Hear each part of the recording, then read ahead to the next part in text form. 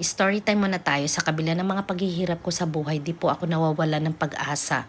Pinagpatuloy ko pa rin po ang buhay kahit mahirap. Dito po sa restaurant na ito, ang tagpuan ng mga estudyante at coaches or trainer. On time po ako dumadating dito. Parati akong early kasi ayoko nang nalilate ako. At higit sa lahat, ayoko rin pinaghihintay ang mga coaches ko mas maaga, mas mainam para walang masabi kasi ako lang ang nag-iisang Filipina na nag-take ng driver license dito sa lugar namin. Nakakahiya naman, baka may masabi sa akin pagka-Filipino. Iniiwasan ko pa naman na masabihan ng unprofessional. Alam nyo naman na tayong mga Pilipino, kilala tayo sa salitang Filipino time.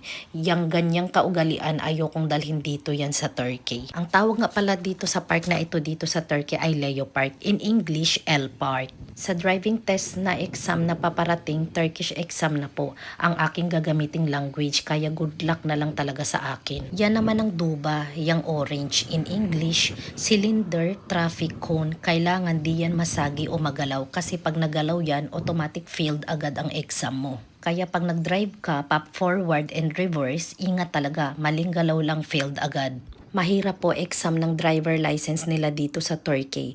Utak talaga ang gamit, di uso dito ang palakad at lagay-lagay. Railing sikap talaga, lalo na't ibang lahi ako, mas mahigpit lalo sila sa pagbibigay ng driver license.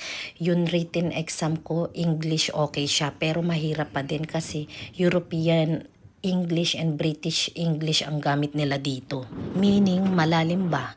Kaya rin ako nagka-pimples, na-stress ako.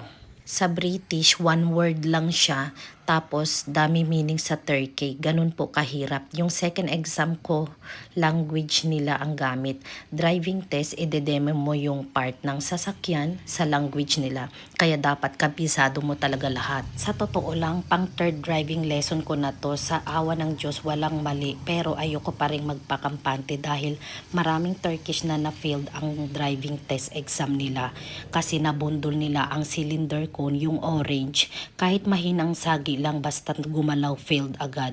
Kaya takot talaga ako sa paparating na second exam ko. Although kabisado ko na ang parts ng sasakyan sa language nila, di pa rin ako kampante. Dasal na lang talaga at dalangin ko rin na wag akong kabahan at magpanik para magawa ko ng maayos ang pagparking kasi mas importante daw sa exam ang 3 kinds of parking at isa pa sa nakaka-pressure 40 minutes dapat magawa mo lahat.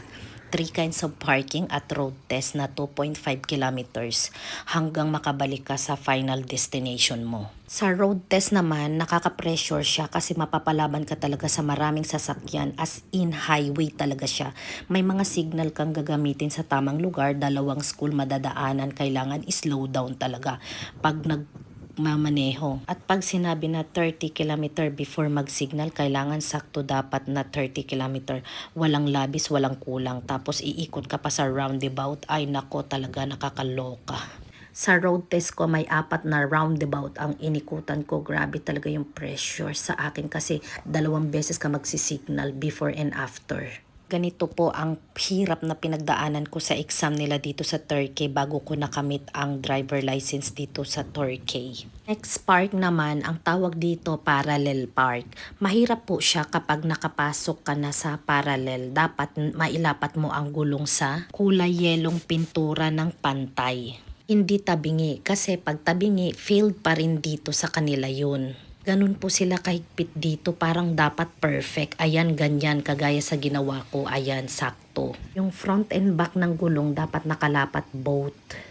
Ginawa ko itong video na ito para sa mga kabataan na ang gusto palakad ang driver license. Isipin nyo na lang ako matanda na, expired na ang utak. Mas advantage kayong mga kabataan kasi mas maliksi mag-isip ang mga utak ninyo. Kung nagawa kong ipasa, panigurado kaya nyo rin. Gandahan lang sa mga bagets, marami kayong matututunan. Number 1, dumaan ka sa proseso. Number 2, dumaan ka sa tamang training. Number 3, maalam ka sa batas, trapiko at alam mo ang tamang paglakad ng papeles. Number 4, logic na lang ang paggamit ng signboard. Yan yung pinakamadali. At least marami kang matututunan kapag dumaan ka sa training talaga. Ito naman, ang tawag sa part nito ay U-turn. Mahirap din siya. Kasi kung titignan mo, mukhang madaling gawin, pero pag nasa loob ka ng sasakyan, nakaka-pressure, parang ang kipot ng daanan. Syempre, bawal mo masagi ang orange cylinder cone. Kaya be careful talaga sa pagmamaneho o pag U-turn para hindi masagi ang cylinder cone. Kagaya niyan, may biglang truck na nakaharang sa harapan mo, mas lalong mag-ingat ka. Sa awa ng Diyos, nagawa ko naman ng maayos yung third driving lesson